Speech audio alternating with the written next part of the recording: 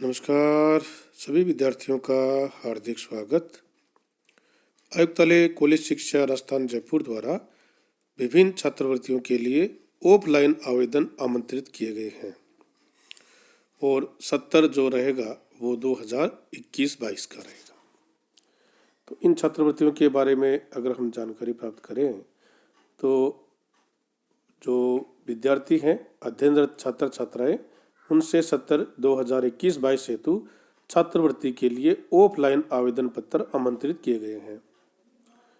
राजस्थान के समस्त राजकीय और मान्यता प्राप्त अराजकीय महाविद्यालय विश्वविद्यालयों में अध्ययनरत छात्र छात्राओं से ऑफलाइन आवेदन पत्र आमंत्रित किए गए हैं और छात्रवृत्तियों का जो नाम है वो है आवश्यकता एवं योग्यता छात्रवृत्ति, महिला योग्यता छात्रवृत्ति, उर्दू छात्रवृत्ति, शोध छात्रवृत्ति, मृतक राज्य कर्मचारियों के बच्चों को दे छात्रवृत्ति, ललित कला छात्रवृत्ति, स्कूल ऑफ आर्ट्स ओब्लिक संगीत संस्थान, राजस्थान के पूर्व सैनिकों की प्रतिभावान पुत्रियों को दे छात्रवृत्ति, भारत पाक व चीन युद्ध में मृतक अपंग सैनिकों के बच्चों और उनकी विधवाओं को छात्रवृत्ति और कारगिल कार्रवाई में शहीद सैनिकों के आश्रितों को दे छात्रवृत्ति और मिलिट्री देहरादून भारतीय सैन्य महाविद्यालय देहरादून को दे छात्रवृत्तियों के लिए आप ऑफलाइन आवेदन कर सकती हैं और महाविद्यालय में आवेदन पत्र 15/2/2022 को 5:30 बजे तक जमा करवा सकते हैं और महाविद्यालय द्वारा आयुक्तालय कॉलेज शिक्षा राजस्थान जयपुर को 25/2/2022 को 5:30 बजे तक ये फॉर्म व्यक्ति से जमा करवाने होंगे। इसके संबंध में आपको विस्तृत जानकारी प्राप्त करनी है। संबंधित नियम शर्तों की पूरी जानकारी और आवेदन फॉर्म विभाग की जो वेबसाइट है www.ste.rajasthan.gov.in जो वेबसाइट पर जाएंगे तो वहाँ पर आपको ऑनलाइन स्कॉलरशिप का एक लिंक दिखाई देगा, उस पर आपको क्लिक करना है और वहाँ पर संबंधित छात्र छात्रा महाविद्यालय और अभिभावक आवेदन फॉर्म विभागीय वेबसाइट से डाउनलोड करके प्राप्त कर सकते हैं। अगर विद्यार्थी नियमित अध्ययनरत विद्यार्थी जो छात्रावास में रहते हैं तो छात्रावास में प्रवेश का प्रमाण, मूल रसीद, फीस की जो रसीद, निवास करने की तिथि तथा छात्रावास वार्डन से प्रमाणित करवाकर संस्था प्रधान के प्रति हस्ताक्षर करवाकर ये आपको संलग्न करने हैं। और मुख्य रूप से आपको एक जन आधार कार्ड है, एक आधार कार्ड है, उसकी प्रति भी आपको इसमें संलग्न करनी है क्योंकि इसके अभाव में आपकी छात्रवृत्ति है वो स्वीकृत नहीं की जाएगी और इसके लिए छात्र खुद स्वयं जिम्मेवार होगा।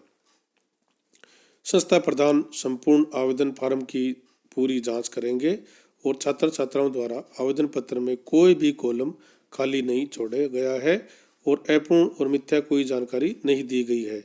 छात्र छात्राओं का फोटो तथा समस्त दस्तावेज प्रमाण पत्र संस्था प्रधान द्वारा संपूर्ण तथ्यों को प्रमाणित किया जाएगा और संस्था प्रधान संबंधित समस्त कॉलमों की पूर्ति करके अनुशंसा करके मोहर लगाकर अग्रेसित करेंगे। इसमें रिन्यूअल का भी है, नवीनीकरण का फॉर्म भी है। उन्हीं फॉर्म के अग्रेसित किए जाएं जिन्होंने गत वर्ष की परीक्षा गत वर्ष उनको छात्रवृत्ति मिली थी और इस वर्ष उन्होंने निर्धारित प्राप्तांक के साथ परीक्षा उत्तीर्ण की गई है।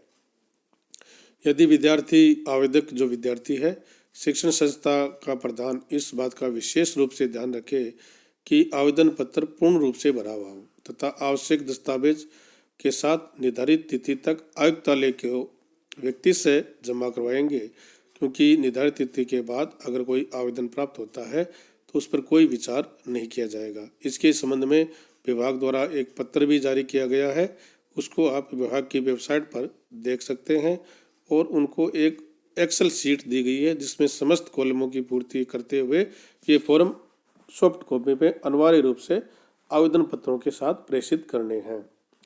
आवेदन पत्र के फॉर्मेट के बारे में बात करें तो ये आवेदन पत्र का फॉर्मेट है। इसमें आप कौन सी छात्रवृत्ति के लिए आवेदन कर रहे हैं, नूतन या नवीनीकरण, उसमें टिक करेंगे। और जो छात्रवृत्तियां दी गई है उनमें से कौन सी छात्रवृत्ति प्राप्त करना चाहते हैं उस पर आपको टिक करना है। 70 इसमें आपको लिखना है।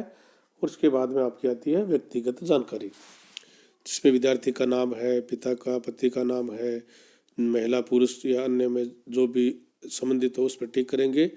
जन्म तिथि, इसके लिए सीनियर सेकेंडरी की अंक तालिका या प्रमाण पत्र की स्वयं प्रमाणित प्रतिलिपि संलग्न करनी है।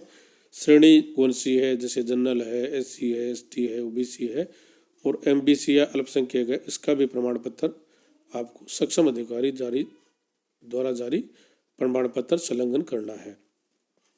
निवास स्थान का पता है, मूल निवास स्थान कौन सा है, ये मूल निवास का प्रमाण पत्र स्वयं प्रमाणित करके इसमें संलग्न करना है। जन आधार कार्ड स्वयं प्रमाणित प्रति लगानी है, नंबर लिखना है। और जन आधार कार्ड की भी प्रति लगानी है और नंबर यहाँ लिखना है। गत वर्ष स्वीकृत छात्रवृत्ति का नाम और उसकी राशि लिखनी है। माता पिता अभिभावक का व्यवसाय क्या है, उनकी वार्षिक आय क्या है। ये प्रमाण पत्र 6 माह से अधिक पुराना न हो। ये आप विशेष रूप से ध्यान रखें कि आय प्रमाण पत्र आपका 6 माह से अधिक पुराना न हो, नया बना हुआ होना चाहिए। तो क्या विद्यार्थी द्वारा राज्य सरकार, भारत सरकार से अन्य कोई छात्रवृत्ति या प्रोत्साहन राशि प्राप्त की गई है तो हाँ, नहीं की गई है तो ना। नहीं प्राप्त की गई तो इसके संबंध में शपथ पत्र संलग्न करना है। गत परीक्षा से संबंधित विवरण, जैसे परीक्षा का नाम क्या है, वर्ष कौन सा है, रोल नंबर क्या है, संकाय कौन सा है, प्राप्तांक क्या है, प्रतिशत क्या है और विद्यालय और महाविद्यालय का नाम क्या है। इसके बाद में अध्ययनरत महाविद्यालय से संबंधित विवरण आता है, जिसमें विद्यार्थी किस महाविद्यालय में अध्ययनरत है, कक्षा, संकाय, प्रवेश की तिथि, फीस जमा रसीद, स्वयं प्रमाणित प्रति संलग्न करनी है। यदि विद्यार्थी छात्रावास में रहता है तो उसको निवास करने की तिथि से छात्रावास वार्डन से रसीद प्रमाणित करवाकर प्रति हस्ताक्षर प्राचार्य के कराकर इसमें संलग्न करना है। विद्यार्थी के बैंक खाते से संबंधित विवरण है, जैसे राष्ट्रीयकृत बैंक का नाम क्या है, शाखा का नाम क्या है, शहर जिला कौन सा है, IFSC कोड कौन सा है, खाता संख्या कौन सी है और MICR कोड कौन सा है। इसलिए आपको पासबुक की फोटोकॉपी भी संलग्न करनी है, जिसमें आपके IFSC कोड और MICR कोड अंकित हो। और यहाँ पर विद्यार्थी अपने साइन करेगा और पूरा नाम लिखेगा कि जो सूचना मैंने दी गई है वो सूचना मेरी जानकारी में सही है और इसमें मैंने कोई भी अगर जानकारी असत्य पाई जाती है तो इसकी पूरी जिम्मेवारी मेरी होगी और मैं पूरी राशि वापस राजकोष में जमा करा दूंगा। और इसके साथ जो प्रमाण पत्र संलग्न करेंगे उसकी सूची इस प्रकार से है। इस पर आप नंबर लगाइए और साइन करके उसमें टोटल कितने प्रमाण पत्र आप भेज रहे हैं उसकी संख्या लिखनी है। संस्था प्रधान का ये प्रमाण पत्र संस्था प्रधान द्वारा दिया जाएगा। और इसके बाद अगर बात करें तो ये प्रमाण पत्र संबंधित छात्रवृत्तियों के लिए, जैसे स्वतंत्रता सेनानी को सरकार द्वारा जारी प्रमाण पत्र की प्रति है, अगर ये इस छात्रवृत्ति के लिए आवश्यक होगा, मृतक राज्य कर्मचारियों को दे छात्रवृत्ति है तो इसके संबंध में ये प्रमाण पत्र होगा। ये संबंधित छात्रवृत्ति के लिए प्रमाण पत्र साथ संलग्न करना है।